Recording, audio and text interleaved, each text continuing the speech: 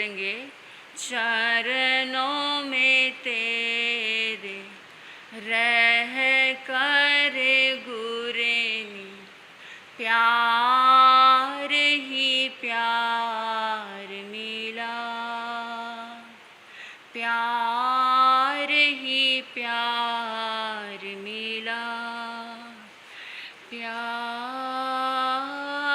ही प्यार मिला। शासनपति भगवान महावीर स्वामी के चरणों में अनंत अनंत वंदन। गुरुनी मैया शासन प्रभाविका डॉक्टर पुनी ज्योति जी महाराज साहब के चरणों में अनंत अनंत वंदन। सभी चरित्र आत्माओं के चरणों में अनंत अनंत वंदन एवं नमन। आप सभी को मेरा प्रणाम स्वीकार करें। गुरनी जी महाराज साहब के चरणों में रहकर जो कुछ भी सीख पाई हूँ, उसी में से 2-4 चिंतन के बोल आपके सामने रखने का प्रयास करूँगी।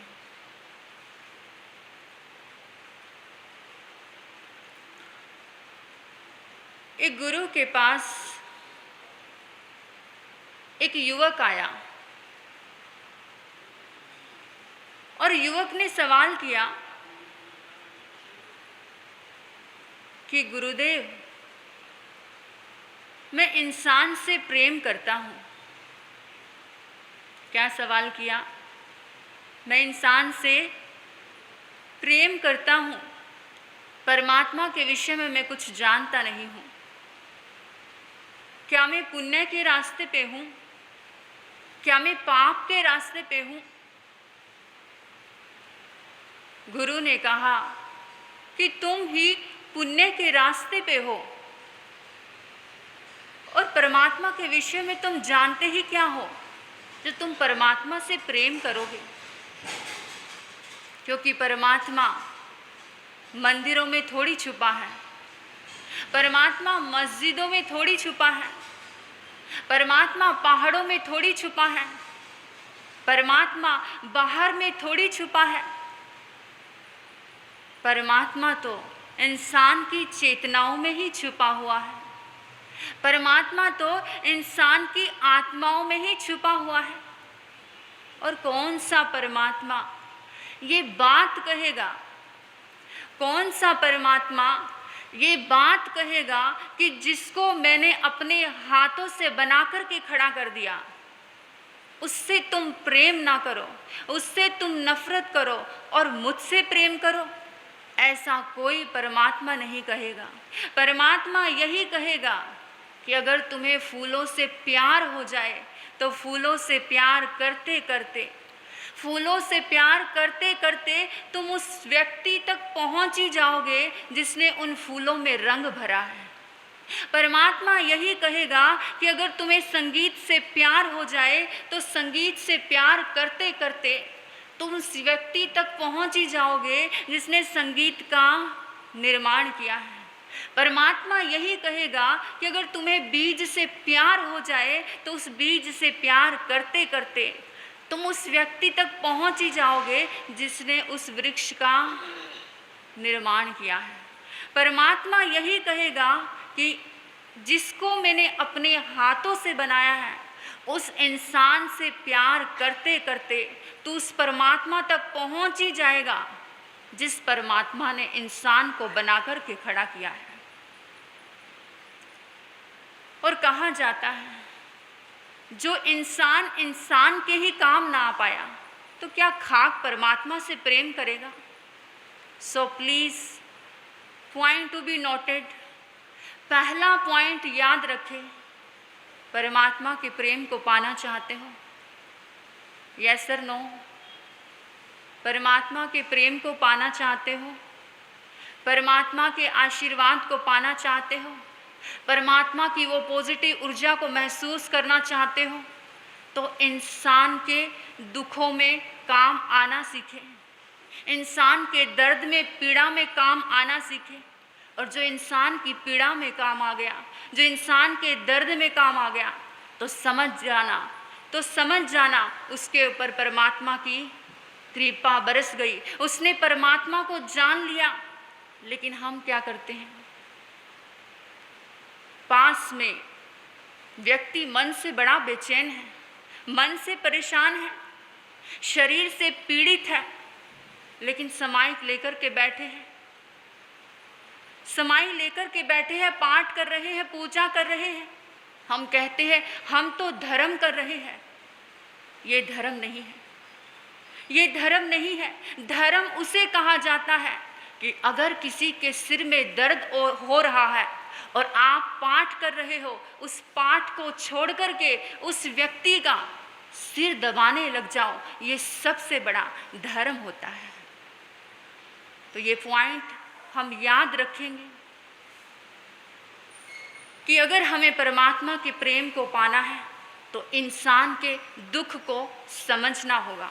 तो समझ जाना कि तुमने परमात्मा के प्रेम को पा लिया। एक छोटी सी बात मैं आपको बताऊं जिससे आपको मेरी बात समझ में आ सके। एक व्यक्ति, गुरुदेव प्रवचन कर रहे थे और प्रवचन जैसे ही स्टार्ट हुआ तो उन्होंने दो बात बोली। पहली बात बोली कि जो लोग पुण्य करते हैं, जो लोग परमात्मा को याद करते हैं, वो स्वर्ग जाएंगे, और जो पाप करते हैं, जो परमात्मा को याद नहीं करते, वो नरक जाएंगे। और जैसे ही गुरुदेव ने ये बात बोली तो व्यक्ति सभा में खड़ा हो गया और उसने एक सवाल किया कि गुरुदेव, आपने कहा है कि जो पुण्य करते हैं, जो परमात्मा को याद करते हैं, वो स्वर्ग जाएंगे, जो पाप करते हैं, जो परमात्मा को याद नहीं करते, वो नरक जाएंगे। लेकिन मेरा सवाल ये है कि जो पुण्य तो करते हैं लेकिन परमात्मा को याद नहीं करते, वो कहाँ जाएंगे? जो पाप तो करते हैं लेकिन परमात्मा को याद करते हैं, वो कहाँ जाएंगे? अब कहा जाता है कि जो व्यक्ति अपने प्रति ईमानदार होता है, वो दूसरों के प्रति भी ईमानदार होता है। बड़ा ईमानदार था अपने प्रति। उसने कहा, कभी मैंने ऐसा सोचा नहीं था, मुझे 7 दिन का समय चाहिए, 7 दिन के बाद मैं इस सवाल का जवाब दूंगा।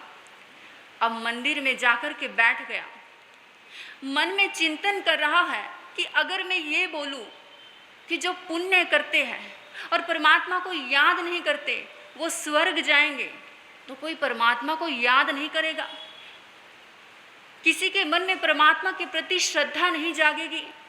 और अगर मैं ये कहूँ कि जो पाप करते हैं और परमात्मा को याद करते हैं, तो सब पाप करते चले जाएंगे और परमात्मा को याद करते चले जाएंगे, कोई भी पाप से डरेगा नहीं। क्या उत्तर दूँ? चिंतन कर रहा है और चिंतन करते करते उसको झपकी आ गई, नींद की झपकी आ गई। और जैसे ही नींद की झपकी लगी, उसको सपना आया और सपने में उसने क्या देखा कि एक ट्रेन जा रही है स्वर्ग की ओर। अब जल्दी से स्वर्ग की ट्रेन में बैठ गया। उसने विचार किया, चलो देख लेता हूँ कि स्वर्ग में कैसा होता है, कैसे लोग रहते हैं। जल्दी से स्वर्ग की ट्रेन में बैठा और स्वर्ग भी आ गया और लोगों से सवाल किया, क्योंकि वहाँ जाकर के देखता है सब लोग चिल्ला रहे हैं, सब लोग चीख रहे हैं, बड़ा बेकार सा माहौल है, सब लोग रो रहे हैं। देख कर के हैरान हुआ कि गलत जगह तो नहीं आ गया। पूछने पर पता लगा कि स्वर्ग ही है। और एक सवाल किया उस व्यक्ति ने कि क्या यहाँ पर महावीर भगवान जैसे लोग रहते हैं? क्या यहाँ पर बुद्ध जैसे लोग रहते हैं? क्या यहाँ पर सुकरात जैसे लोग रहते हैं? लोगों ने कहा कि कभी नाम नहीं सुना। क्या बोला? कि कभी नाम नहीं सुना, क्योंकि महावीर भगवान ने पुण्य तो किया था लेकिन कभी परमात्मा को याद नहीं किया, क्योंकि उनका कहना था अप्पा सो परमप्पा, आत्मा ही परमात्मा है। तुम बाहर में कौन से परमात्मा के दर्शन चाहते हो? तुम्हारे भीतर ही परमात्मा बैठा है। हर इंसान की चेतना में परमात्मा बैठा हुआ है। जो परमात्मा मेरे भीतर है वही परमात्मा तेरे भीतर बैठा हुआ है। बुद्ध ने कहा था, अपो दीपो भाव, अपना दीपक स्वयं बनो। और जैसे ही उसने ये बात सुनी, एक और बात पता चली कि एक और ट्रेन जा रही है जो नरक की ओर जाती है, और जल्दी से नरक की ट्रेन में बैठ जाता है। नरक की ट्रेन में बैठता है और नरक भी आ जाता है। लोगों से फिर वही सवाल करता है, क्या यहाँ पर सुकरात जैसे, महावीर जैसे, बुद्ध जैसे लोग रहते हैं? क्योंकि वहाँ जाकर के देखता है कि लोग बड़ी खुशियाँ बना रहे हैं, जोर जोर से हंस रहे हैं, बड़ा उल्लास है, बड़ी उमंग है। और जैसे ही उसने ये सवाल किया तो लोगों ने कहा, उनके आने से ही तो ये सुवास आई है, उनके आने से तो सब आनंद मना रहे हैं, उनके आने से तो सब खुशियाँ मना रहे हैं। और जैसे ही ये बात बोली, उसकी आँख खुल गई, क्योंकि उसको क्या लगी थी? नींद की झपकी लगी थी। जैसे ही आँख खुली उसकी, तो लोग आने शुरू हो गए। वो व्यक्ति सभा में खड़ा हो गया और उसका सवाल भी तैयार है। तो वो गुरुदेव कहते हैं, जरा गौर से सुनना, स्वर्ग और नरक की डेफिनेशन जरा गौर से सुनना, कि जहाँ पर भले लोग हैं, जहाँ पर भले लोग हैं वहाँ पर स्वर्ग है, और जहाँ पर बुरे लोग हैं वहाँ पर नरक है।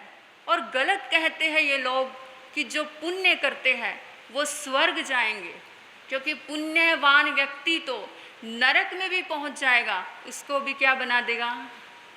स्वर्ग बना देगा। और जो पुण्यवान व्यक्ति नहीं है वो स्वर्ग में भी पहुंच जाएगा, उसको भी नरक बना देगा।